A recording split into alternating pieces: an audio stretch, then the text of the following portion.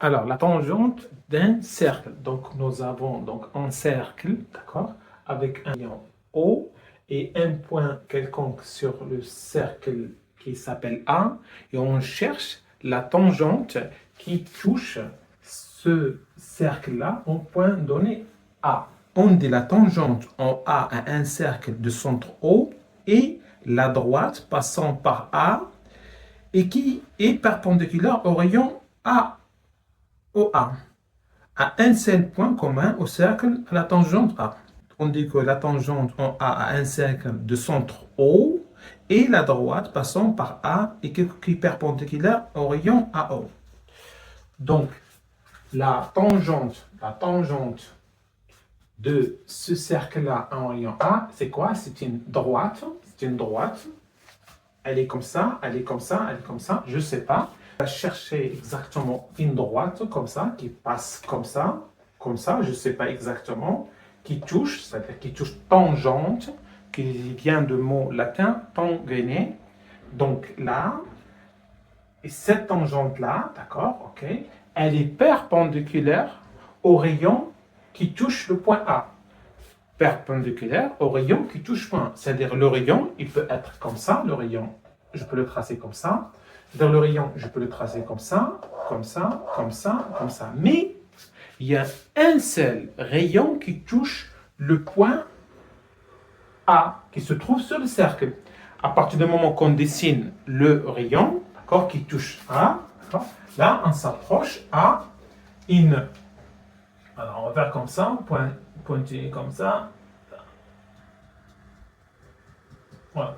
Donc, ce rayon-là qui touche le point A, qui c'est ici, d'accord, il y a une seule droite unique, perpendiculaire à ce rayon. Alors, qu'est-ce qu'on fait? On prend ça et on va chercher le point perpendiculaire. On fait ça.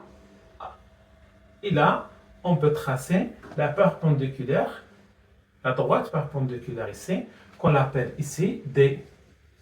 Donc, cette droite-là, D, là, qui est perpendiculaire à ce cercle-là, c'est pour cette raison qu'on peut dire que la tangente en A a un cercle donné, donc à un cercle O, le centre O, d'accord, et la droite passant par A, qui est perpendiculaire au rayon AE.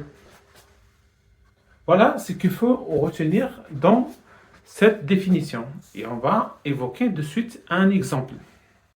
Alors, prenons l'énoncé suivant. Donc, ABC est un triangle tel que l'angle ABC égale à 30 degrés, la longueur de AB égale à 8 cm et l'autre côté, BC égale à 10 cm. Et la question porte uniquement déterminer la longueur qui sépare deux points A à la droite BC. C'est-à-dire, il me parle de cette longueur-là. A, si on appelle ici C', de A jusqu'à C'. Voilà la question. Comment peut-on résoudre ça? Alors, donc là, on a donc ABC, l'angle 30, on a cette longueur-là, cette longueur-là.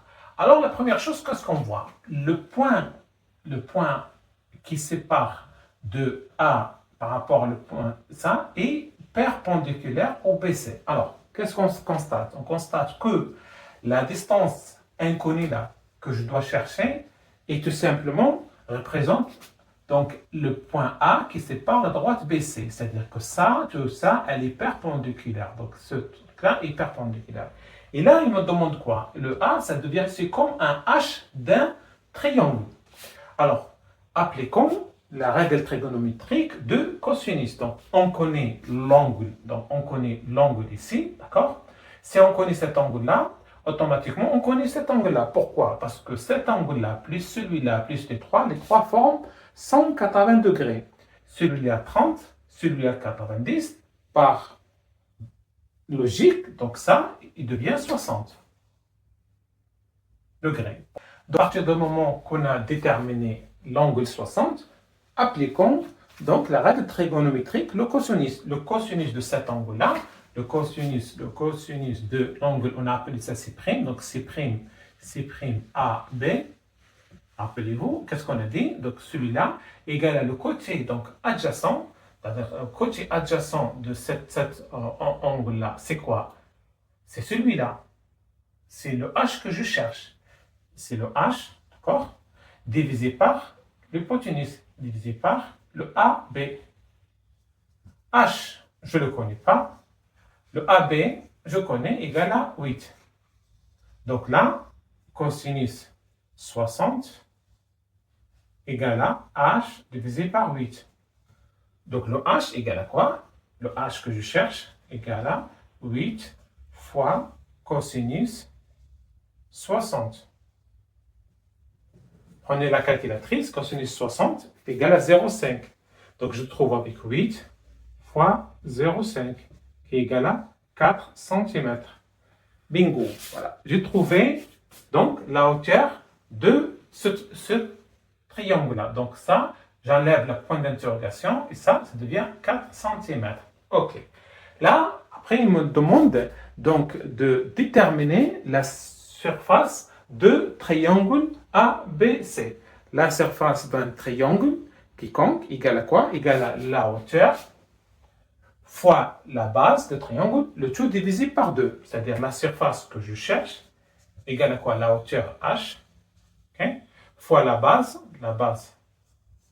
de ce triangle c'est BC, et le résultat obtenu, je divisé par 2. Le h, on vient de le trouver, c'est 4.